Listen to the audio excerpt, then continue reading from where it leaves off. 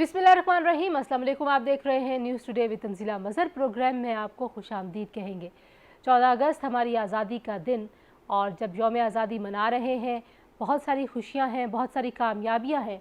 इस मुल्क ने इस दुनिया के नक्शे पर उभरने के बाद जो कामयाबियां हासिल की हैं, उनको सेलिब्रेट करते हुए जहाँ पर कुछ कमी रह गई, वो नज़रिया जिस नज़रिए के तहत ये मुल्क वजूद में आया था, वो असास जिसकी बुनियाद पर इस इमारत को तामीर किया गया था, वो ख्वाब जिस ख्वाब की ताबीर में ये मुल्क हमें मिला था, आज उसको याद करने का दिन है।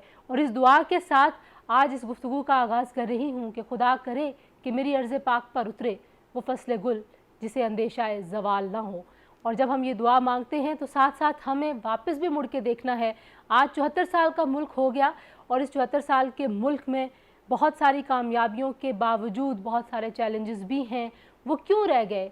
जब हम बानी पाकिस्तान कायद-ए-आज़म मोहम्मद अली जिन्नाह के अफ़कार की तरफ देखते हैं, उनकी तकारीर सुनते हैं, उनके खुतबे सुनते हैं, तो बड़ा वाज़ेह नज़र आता है कि उन्होंने ये नक्शा कैसा सोचा था।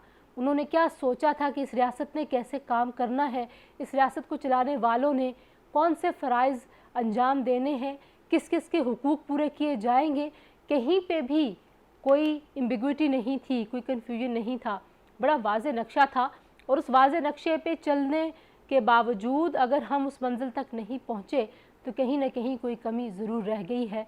आज की इस नशिस्त में कोशिश करेंगे कि तहरीक पाकिस्तान की असास, नज़रिया पाकिस्तान, और उस नज़रिया पाकिस्तान के बाद जो इस मुल्क में हमने आज तक तरक्की की है और इंसानी तरक्की में जहाँ कमी रह गई है, कुछ उसके हल भी आपके सामने पेश कर सकें। मेरे साथ पाकिस्तान की बहुत ही दो मारूफ शख्सियात हैं, और वो तारीख दान भी हैं।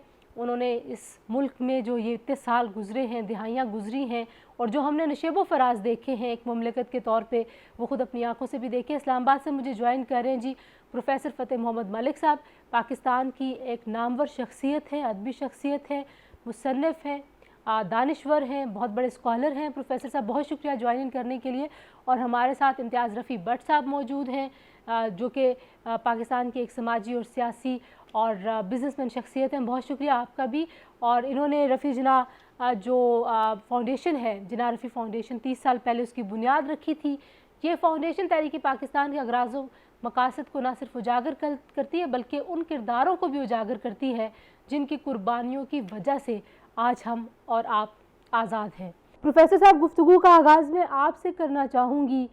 जब हम आज़ादी मनाते हैं तो हम वापस भी देखते हैं, हम 74 साल का ये मुल्क हो गया, और हमने जो असास रखी थी, जो बुनियाद रखी थी, आपको लगता है कि उसी सिमत में ये सफ़र जारी रहा है 74 सालों में? आज का पाकिस्तान क्या वही पाकिस्तान है जिसका ख्वाब हमारे बानी ने देखा था? बात ये कि आज का दिन हमारे कौमी सफ़र की, आज़ादी की सफ़र की पहली मंजिल है। ये जदीद अहद में जो सफ़र शुरू हुआ था, तो वो उस वक्त शुरू हुआ था जब एक अंग्रेज़ सिविल सर्वेंट ने इंडियन नेशनल कांग्रेस की बुनियाद रखी थी। उस पे सर सैयद अहमद ख़ान ने खुल के मुखालफत की थी कि इंडिया में एक कौम नहीं बसती, कई कौमें हैं। उनका कहना ये था कि India is not a country, it is a continent. अच्छा, अब ये कि बर्रे सग़ीर हिंद में बरतानवी दौर में जब पूरे बर्रे सग़ीर को एक कौम का रंग देने की कोशिश की बरतानवी साम्राज्य ने, तो सर सैयद अहमद ख़ान की आवाज़ उठी। और फिर जब अंग्रेज़ ने जाने की का प्रोग्राम बनाया, यहाँ से पसपाई इख्तियार की बर्रे सग़ीर से, तो उस वक्त अल्लामा इकबाल ने कहा कि जो the Prime Minister of India refuses to understand that India is a land of many nations. इसमें कई कौमें आबाद हैं, इसलिए इंडिया का मसला कौमी नहीं है, बैनुल अक़वामी है। اب یہی بات جو قائد اعظم محمد علی جناح نے لاہور کے اجلاس میں، جس میں پاکستان کا ریزولوشن پاس ہوا تھا، اس میں یہی استدلال پیش کیا کہ India is manifestly an international problem. تو یہ جو تصور ہے کہ ہندوستان ایک بر صغیر ہے، اس میں کئی ممالک ہیں، کئی قومیں آباد ہیں، اس کو سامنے رکھتے ہوئے ہمارے رہنماؤں نے، جن میں سر سید سے اقبال اور قائد اعظم تک بہت بڑی ہستیاں شامل ہیں۔ ٹھیک ہے، اچھا ہم جب تصور پاکستان کی بات کریں امتیاز رفیع بٹ صاحب، تو بہت جو اہم اور بنیادی سوال ہوتا ہے وہ یہ کہ جو نقشہ آپ کھینچتے ہیں اپنے ذہن میں، ایک ریاست جو ہے وہ بنائی گئی اور اس ریاست میں رہنے والوں کے لیے ایک مستقبل کا سوچا گیا۔ آپ کو لگتا ہے کہ پاکستان نے دہائیوں تک جو سفر کیا ہے وہ درست سمت میں سفر کیا ہے؟ واقعی ہم اس منزل کی طرف ہی بڑھ رہے ہیں جس کے لیے ہمیں چراغ راہ دے کے قائد اعظم محمد علی جناح نے یہ ملک بنایا تھا؟ تنزیلہ، ایکچولی آپ پرسپیکٹو یہ دیکھیں، جب پاکستان آزاد ہوا تھا 74 ایئرز پیچھے، تو تب ورلڈ وار 2 ختم ہوئی تھی اور برٹن امپائر جو تھا، برٹش امپائر جو تھا، وہ وڈرا کر رہا تھا، اور پاکستان، انڈیا کو اور اس طرح کے کئی اور ملکوں کو اپنی آزادی مل رہی تھی۔ تو اس آزادی میں پاکستان 74 ایئرز پیچھے قائد اعظم محمد علی جناح کی محنت، ہمت اور اسٹیٹسمین شپ کے ساتھ انہوں نے پورے سب کانٹیننٹ، انڈیا کے سب کانٹیننٹ کے مسلمانوں کو اپنی لیڈرشپ کے نیچے اکٹھا کیا، اور پاکستان انڈیا سے اور برٹن سے آزادی کی طرف چل پڑے۔ یہ محمد علی جناح کی ہمت تھی، ان کی ہی لیڈرشپ تھی، جس میں سارے مسلمان، ایون بنگال کے مسلمان، پورے انڈیا کے مسلمان قائد اعظم کی لیڈرشپ کے پیچھے آئے اور ہمیں پاکستان ملا۔ ہندوؤں کو انڈیا مل گیا، ہمیں پاکستان مل گیا۔ اب یہ ورلڈ وار 2 کے بعد کی بات ہے۔ اس کے امیجیٹلی بعد آپ ایک چیز نہ بھولیے کہ دنیا 2 حصوں میں بٹ گئی، ایک کیپٹلزم جو امریکہ لیڈ کر رہا تھا، ایک سوشلزم، کمیونزم جو رشیا، سوویت یونین لیڈ کر رہا تھا۔ تو پاکستان کے پاس چوائس کوئی نہیں تھی اس وقت، آزاد ہوتے ہی، کہ ہم دونوں میں سے ایک کیمپ میں جائیں۔ اور ہم نے، ہمارا امریکہ کے ساتھ زیادہ واسطہ رہا تھا، اینڈ انکلائنڈ تھے، تو ہم نے امریکن کیپٹلسٹ کیمپ کو چوز کیا، ویئر ایز انڈیا نے کچھ حد تک سوویت یونین کیمپ کو چوز کیا۔ اب امریکہ کے ہم فرنٹ لائن اسٹیٹ بن گئے اگینسٹ سوویت یونین، اور امریکہ ہمیں ایڈ دیتا رہا، سینٹو، نیٹو سب میں ہمیں اس نے ممبر بنایا، ہمیں اچھی خاصی فائنینشیل ایڈ دی، آرمز دیے، equipment the for Soviet union. مگر امریکہ آن دی ادر ہینڈ کسی قیمت پہ بھی پاکستان کو اکنامکلی آزاد نہیں چاہتا تھا کہ آپ اکنامکلی ڈیولپ ہو جائیں، کہ آپ اس کی بات پوری نہ سنیں۔ تو اس کے لیے امریکہ نے آپ کو اکنامکلی ڈیولپ نہیں ہونے دیا، ایڈ میں رکھا، اور آپ کی لیڈرشپ جو ہے وہ بھی انہوں نے فوجیوں کو بیک اپ کیا، ایوب خان کو بیک اپ کیا، ضیاء الحق کو بیک اپ کیا، اور جنرل مشرف کو بیک اپ کیا۔ تو ڈکٹیٹرشپ کو بیک اپ کیا اور اکنامکلی آپ کو خوشحال نہیں ہونے دیا۔ ٹھیک ہو گیا۔ یہ تھے ہمارے 74 سال زندگی کے۔ ٹھیک ہے، اچھا اب چیزیں بدل گئی ہیں، اب چیزیں بدل اب جو گئی بدلی ہیں چیزیں، میں ان کی طرف آپ کے پاس واپس آتی ہوں۔ پروفیسر صاحب، آپ کہہ رہے تھے کہ جو تصور تھا وہ یہ تھا کہ کیسے ایک آزاد مملکت میں وہ تمام حقوق جن کا استحصال ہو رہا تھا بر صغیر میں، وہ استحصال ختم کرایا جائے اور حقوق باقی حقداروں کو دیے جائیں۔ اس تصور کے اگر میں آپ سے بہت نمایاں نکات پوچھوں کہ تمام لوگ جو اس ریاست کے شہری ہیں پاکستان کے، ان کے لیے قائد اعظم کی سوچ کیا تھی؟ اور آج جب آپ ہمارے ہاں شخصی آزادیوں کو دیکھتے ہیں، بنیادی حقوق کو دیکھتے ہیں، تو آپ کو لگتا ہے کہ ہم نے ان کی سوچ کا پاس رکھا ہے؟ پاکستان کے قیام کے بعد ہمارا جو سفر رہا ہے سیاسی، اقتصادی اور انسانی ترقی کے حوالے سے، وہ کوئی ہموار نہیں رہا۔ لیکن جب ہم دیکھتے ہیں کہ 14 اگست سن 47 سے لے کے آج تک ہم نے مادی دنیا میں بے پناہ ترقی کی ہے. پاکستان اس وقت اسلامی دنیا کا پہلا اور اب تک آخری ایسا ایٹمی قوت کا حامل ملک ہے کہ جس نے اپنے دشمنوں پر ایک خوف بٹھا رکھا ہے. چنانچہ پاکستان کی جغرافیائی تحفظ کی جو ذمہ داری ہے اس میں اب تک ہم نے نمایاں کارنامے سر انجام دیے ہیں. دولت کی تقسیم بھی ایسی نہیں ہوئی جیسی بانی پاکستان یا قائد اعظم محمد علی جناح کے علاوہ علامہ اقبال تصورات پیش کر رہے تھے. لیکن دولت پیدا تو ہم نے کر لی ہے. اب مرحلہ ہے کہ اس دولت کی تقسیم کو ہموار بنائیں، اور اس کے لیے جس چیز کی ضرورت مجھے محسوس ہوتی ہے وہ یہ ہے کہ اقبال اور قائد اعظم کے تصورات اور ان کی قیادت کو مسلمان عوام نے تسلیم کیا تھا اور علماء کی قیادت کو رد کر دیا تھا.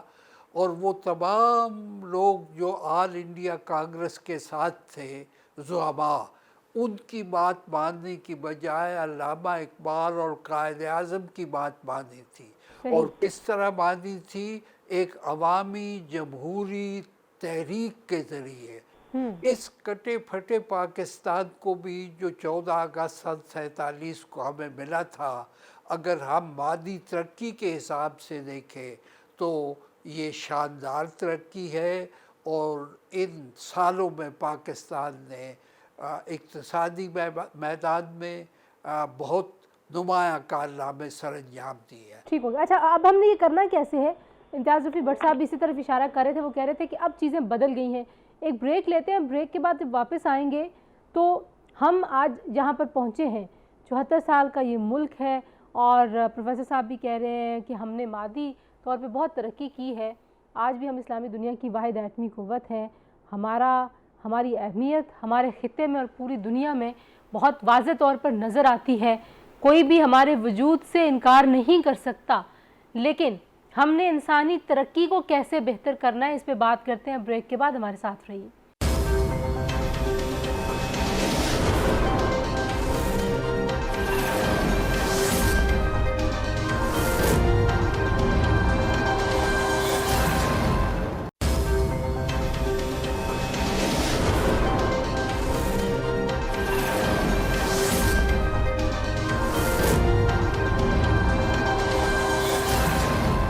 جی، آپ خصوصی نشست دیکھ رہے ہیں.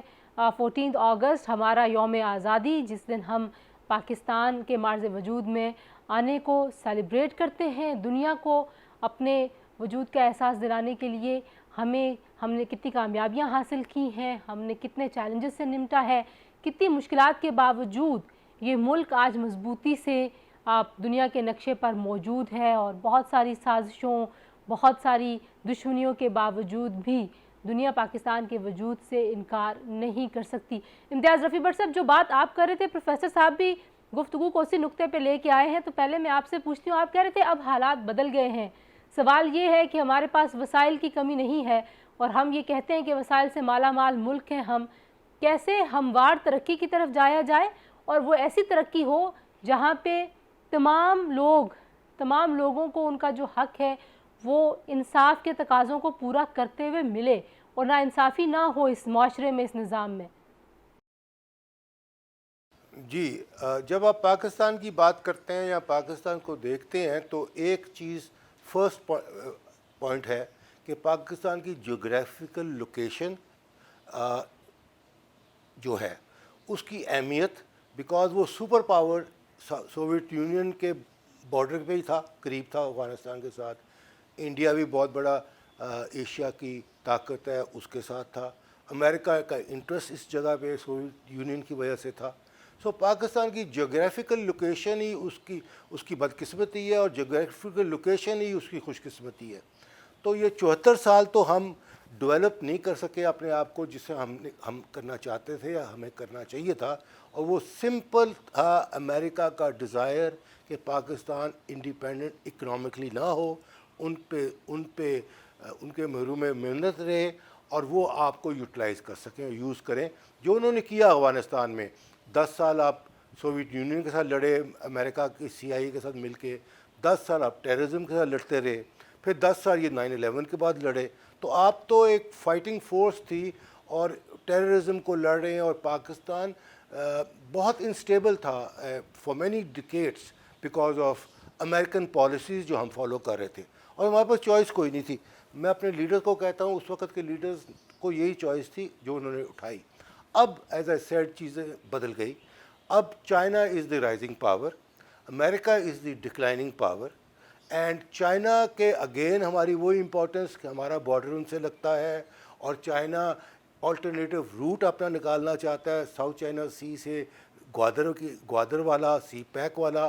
اور چائنا کی نے جب آج سے کوئی 2-3 سال پیچھے جب اس نے چیلنج کیا امریکہ کو، تو اس نے پہلے سی پیک لایا وتھ 65-70 بلین ڈالرز کی انویسٹمنٹ انٹو پاکستان، جس کی وجہ سے یہ بجلی جو آ رہی ہے یہ آئی، اور سڑکیں جو انفراسٹرکچر بن رہا ہے، اور گوادر پورٹ جو بنا ہے وہاں پہ. اور پہلا فیز ختم ہو گیا، اب سیکنڈ فیز شروع ہوا ہے، اور تھرڈ فیز 2 سال کے بعد شروع ہوگا. سو وہ پاکستان کی خوش قسمتی ہے کہ اب چائنا کو آپ کی ضرورت ہے. اور چائنا نے سی پیک کے بعد 1 بیلٹ 1 روڈ کا نعرہ مارا، جس میں 140 ملک، دنیا کے 140 ملک بیجنگ آ کے ان کے پریزیڈنٹس نے یا پرائم منسٹرز نے یا فارن منسٹرز نے آ کے 1 بیلٹ 1 روڈ میں جوائن کرنے کا سگنیچرز کی ہے. سو 140 ملکوں کو 1 بیلٹ 1 روڈ کور کرتا ہے.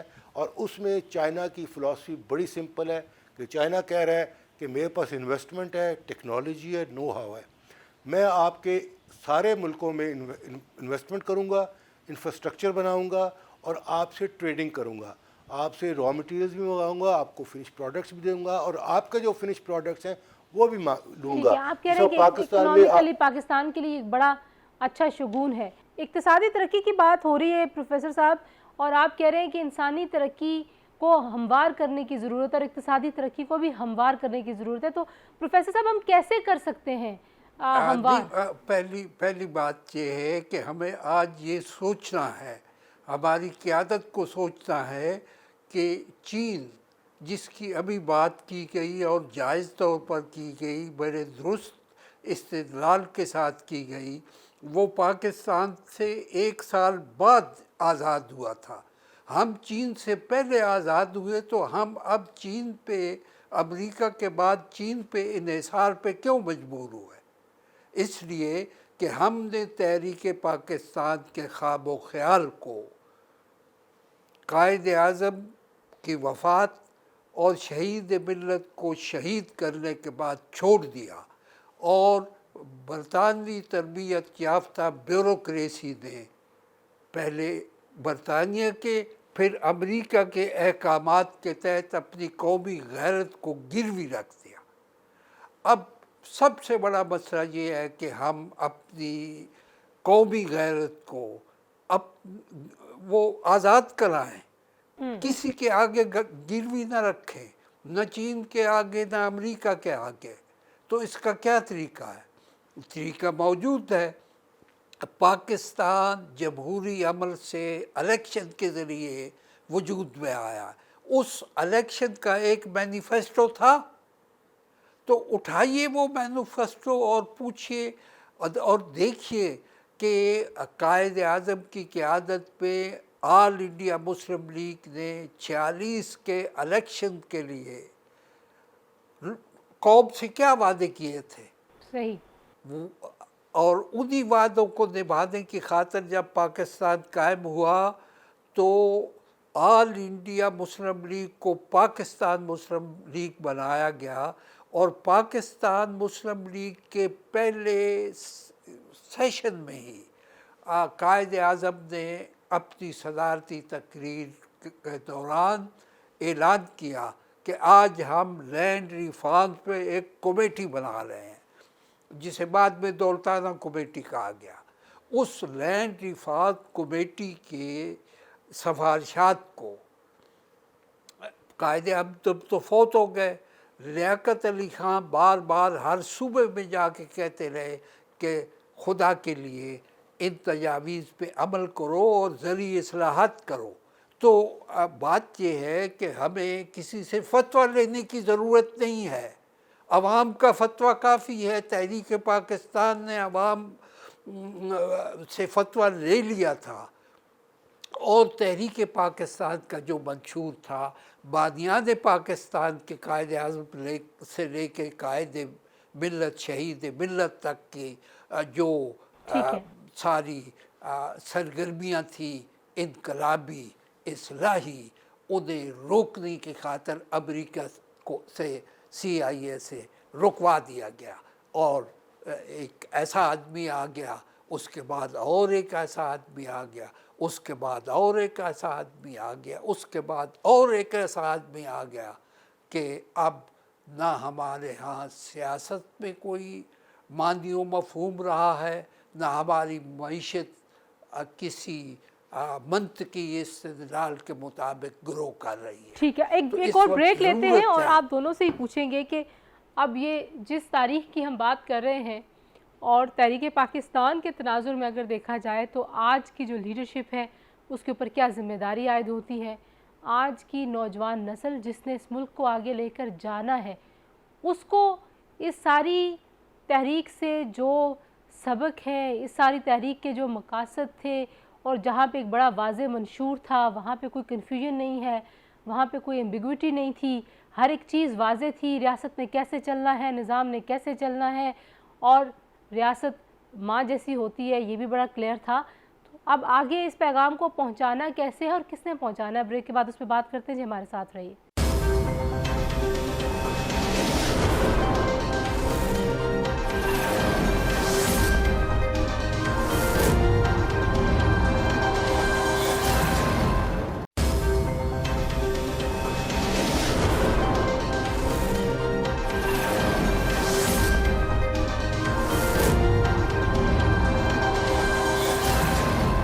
जी, प्रोग्राम में एक बार फिर आपको खुशामदीद कहते हैं। और प्रोफेसर फ़तेह मोहम्मद मलिक साहब ने बड़ी खूबसूरती से कहा कि हमारी सियासत में भी अब वो मानी और मफहूम नहीं रहा जिस बुनियाद के ऊपर जब पाकिस्तान बना था, तो ज़ाहिर एक सियासी जद्दोजहद के नतीजे में बना था।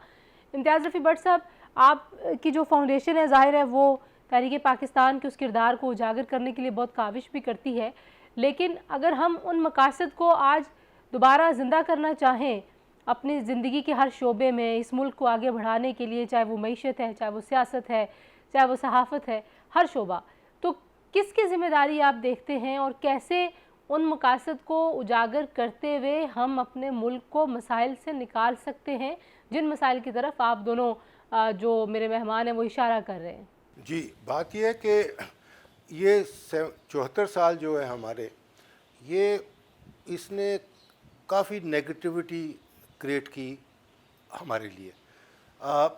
एक्चुअली 30 साल पहले जब सोवियत यूनियन कोलैप्स हुआ तो उसके बाद टोटल कैपिटलिज्म छा गया, तो पैसा बिकेम दी प्रायोरिटी और कोई नज़रियात ख़त्म हो गई। तो ये पूरी दुनिया 30-40 साल से बग़ैर किसी नज़रियात के और कैपिटलिज्म में और पैसा बनाने में लग गई। और बहुत सारे मुल्क हैं जिनके लीडर्स और पार्टीज़ करप्ट हैं, और उसमें Pakistan is one of them कि करप्शन बेपनाह हुई पाकिस्तान में, और हमारी सोसाइटी जो है वो रॉट हो गई हुई है करप्शन के साथ। किसी पे भरोसा नहीं है कि ये करप्ट नहीं है, वो करप्ट नहीं, हर चीज़ मतलब गलत तरफ चलेगी हुई है। मगर फिर हर चीज़ का एक अंजाम होता है। तो it has reach the top of corruption, now I think it's coming down. तो और वो कैसे डाउन हो रहा है? बिकॉज अगेन हमें अपॉर्चुनिटी मिली है अब इकोनॉमिकली और मिलिट्री वाइज चाइनीज़ के फ्रंट लाइन स्टेट और उनके पार्टनर बनने की, उनके साथ जो हमारा CPEC है और बाकी जो माहदे हैं।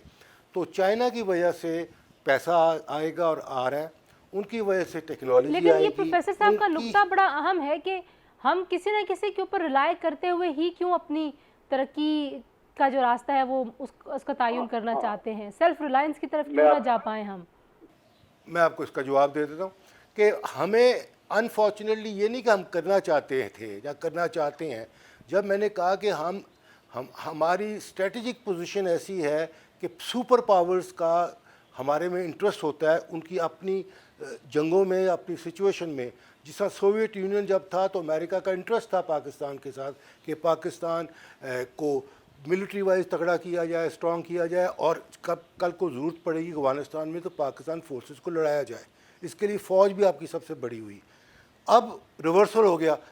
اب چائنا کو آپ کی ضرورت ہے کہ آپ انڈیا سے کاؤنٹر کریں اور چائنا کے اور اپنے انٹرسٹ کو فردر لے کر جائیں. تو ہم اپنے آپ پہ کچھ نہیں کر سکے اور کر سکتے بھی نہیں تھے, بیکاز جب عالمی طاقتوں کا آپ میں انٹرسٹ ہو جائے تو آپ کی اپنی ایبلٹی کم ہو جاتی ہے. So that is the main reason. Pakistan کو کسی کانٹیسٹ سے بھی آپ دیکھیں گے تو آپ کو یہ کانٹیسٹ رکھنا پڑے گا کہ پاکستان کی جغرافیکل لوکیشن کی امپورٹنس پولیٹیکلی اینڈ اکنامکلی 74 سال کتنی رہی امریکہ کے لیے, اور اب آنے والے وقت چائنا کے. ٹھیک ہو گیا. پروفیسر صاحب آپ کے خیال میں کیا وے فارورڈ ہے, کیسے وہ تمام نظریہ جس نظریے کی بنیاد پہ پاکستان بنا تھا اب آج ہماری ہر پالیسی میں اس بنیاد کو قائم رکھا جا سکتا ہے؟ آپ کو لگتا ہے کہ ابھی بھی دیر نہیں ہوئی؟ دیر تو نہیں ہوئی لیکن تھوڑی سی اندھیر نظر آ رہی ہے.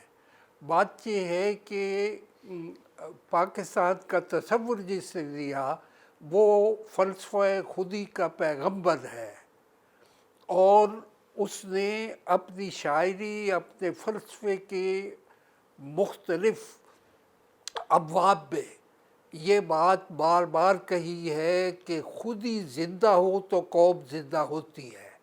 اب خودی کا مطلب یہ نہیں ہے کہ دوسرے ممالک سے اور عالمی طاقتوں سے تعلقات استوار نہ کیے جائیں لیکن بھروسہ اپنی قوت بازو پہ کیا جائے, انحصار اپنے وسائل پہ ہو اور تعلقات سب سے ہو. اب ہمارے ہاں یہ ہے کہ ہم انحصار کی پالیسی پیروی کرتے ہیں کسی نہ کسی کی. امریکہ گیا, چین آ گیا. بھائی چین بھی ہمارا دوست ہے, امریکہ سے بھی کوئی دشمنی نہیں ہے. خرابی جو ہے ہماری اپنی قیادت پہ چلی آ رہی ہے.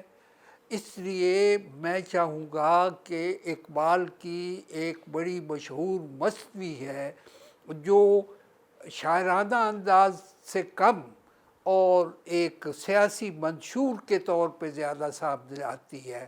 اس کا عنوان ہے پس چه باید کرد اقوام شرق, اے مشرق کی قومیں اب کیا کرنا چاہیے. یہ 30s میں لکھی گئی اور اس میں آغاز ہی ہوتا ہے اس خوشخبری سے کہ اب مشرق آزاد ہو گیا, غلامی کا زمانہ گزر گیا, اب کیا کرنا چاہیے.